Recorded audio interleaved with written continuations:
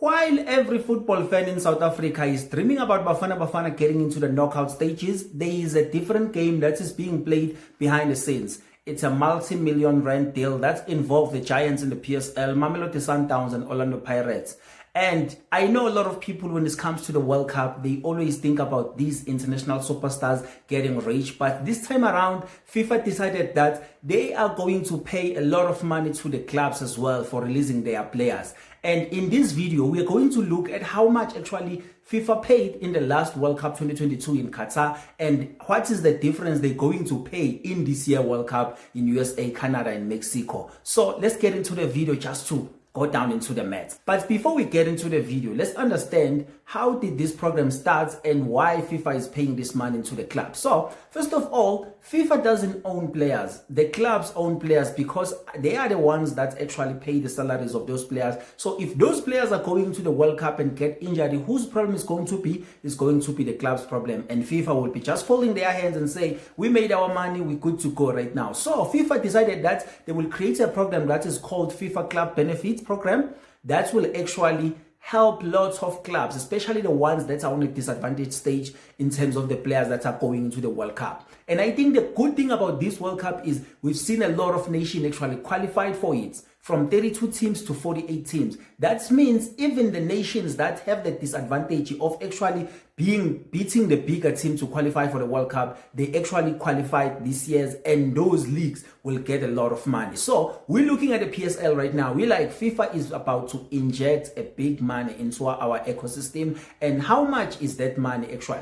So there are a lot of other clubs that are involved in the Bafana Bafana squad, but I'm taking for this video to understand what exactly FIFA is paying for this club, Mamelodi Sundowns and Orlando Pirates, because both of them, they have 16 players in that 26-man squad. That means those guys are sending 8 players each. And how much money they're going to make from this program. So how this program actually works. So the program is paying a player per day while they were at the World Cup. That includes the 2 weeks of preparation before the first game of the World Cup. So if we calculate those 2 weeks and the 3 games that Bafana Bafana is going to play in the World Cup, if they get knocked out on the group stages, they will spend 26 days. So how is the money calculated? Last time out, FIFA actually paid out 209 million across 440 clubs in the world that sends their players into the World Cup. And then this year they announced that they are increasing that money with 70%. It's going to be 355 million that will pay across all those players that are going to represent their nations in this World Cup. So Orlando Pirates is sending 8. So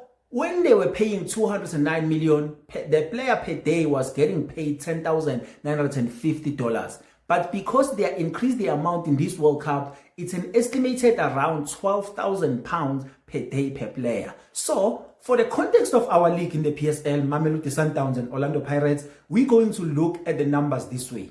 Let's take our 12,000 times the 26 days. In rands, we get 5,077,000.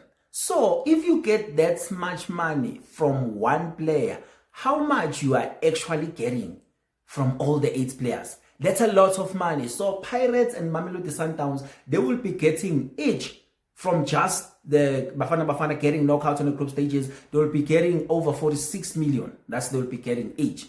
That doesn't count if Bafana Bafana goes all the way. But now, you actually look at the numbers. If maybe Bros and the boys decided to go to the last 32, that's an extra 6 days into the days that he needs to stay. And it takes their days all the way to 32 days.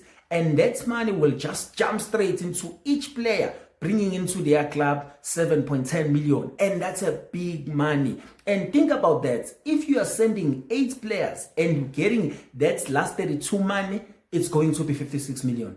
And plus those 2 teams, you are getting over 100 million that is injected in the PSL directly. And I'm not including some of the players like Polokwane that's going to get the share of this money, TS Galaxy, Kaizer Chiefs. And I want to break it down to you how actually I'm including TS Galaxy and all the teams that are going to get the money. I know that Bafana Bafana signed the 26-man squad. There are different teams that's going to get this money as well. But I was just taking the 2 teams because they are sending the most and I think they will make more money while they are also the giant of actually the PSL as we stand right now in this season and in the recent season here as well. So you're looking at a team that might get a lot out of this money. It's TS Galaxy in the PSL. Let me break it down to you how exactly they're going to get a lot of money. So FIFA, when they were releasing this money, they did a nice thing to say it will be unfair if we sign a player now and then it goes to the World Cup and I don't get anything while I was developing the player. So FIFA was like, I think it's fair if you include the qualifiers. So how long do the qualifiers run? They run for 2 seasons. So if the qualifiers run for 2 seasons and maybe the player like Sibelebele is playing for Orlando Pirates, the 577 million, if it goes to Orlando Pirates now needs to share that money with TS Galaxy, because in the past 2 seasons, in the past 2 years, Sibelebele has been playing for TS Galaxy and they contributed on him being representing South Africa into the World Cup. So that's how they're going to get the money. And then now you think about the players that actually they are from TS Galaxy.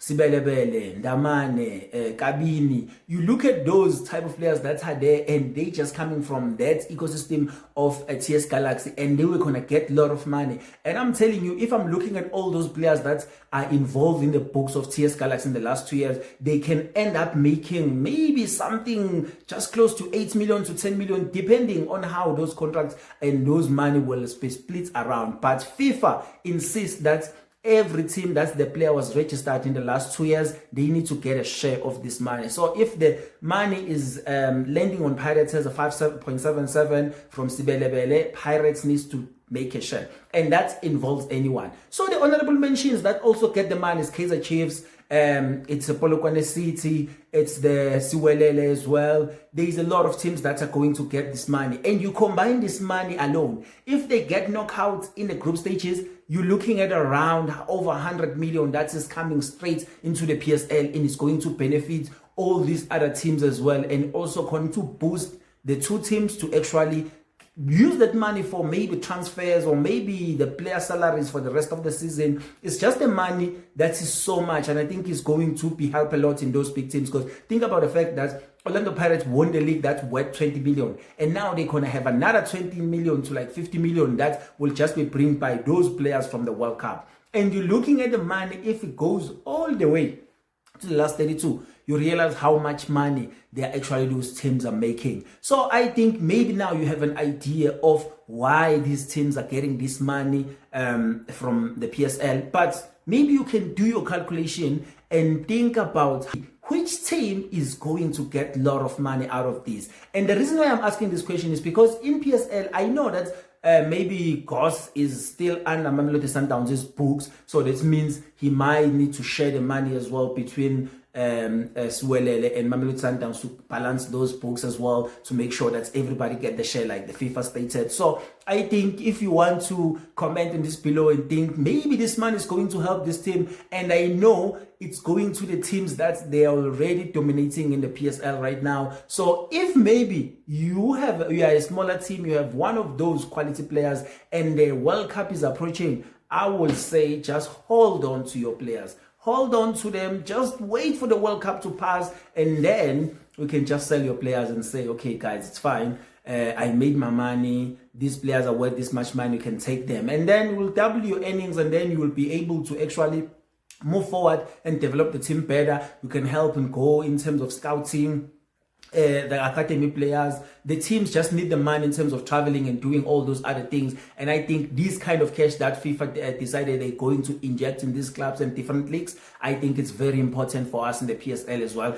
That means Bafana needs to make sure that they do qualify for this international tournament, so that we can see lots and lots of money coming into our PSL, and it will help a lot of teams to actually just balance their books, make sure that players are getting paid on time, making sure that everything is run properly in the club, so that they can stay afloat and just compete every season. So if you've been watching this video up until this far, thank you so much, and you want to know about the finance of actually how much does FIFA pays for all the clubs that are participating in the World Cup, make sure that you stick around this channel, because that video is coming up soon in this channel. My name is Popkiss, this is Football Paper, and I'll see you on the next one.